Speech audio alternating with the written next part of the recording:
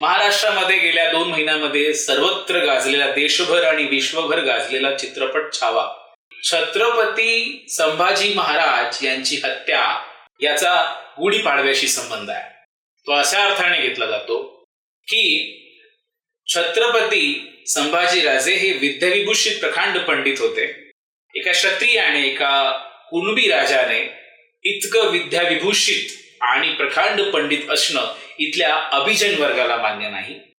त्याच्यामुळे अभिजन वर्गाच्या गायडन्सने किंवा मार्गदर्शनाने औरंगजेबाने त्यांची हत्या केलेली आहे आणि त्यांचं शिरच्छेद करून त्यांच्या शिराला गुढीचा एक अलार्म देऊन ती गुढी, विद्रूप अशी गुढी मराठ्यांना औरंगजेबाने भेट म्हणून दिली, असा एक मेसेज जातो. आपण याचं उत्तर काय द्याल? मला असं वाटतं याबाबत की तू जो हा प्रश्न विचारलास आणि व्हॉट्सअपवरती जे तू म्हणतोय की शेअरिंग सुरू आहे, तर मला मनापासून असं वाटतं की याबाबत कोणतेही ऐतिहासिक पुरावे नाही. म्हणजे ही दंतकथा आहे असं म्हटलं तरी चालेल.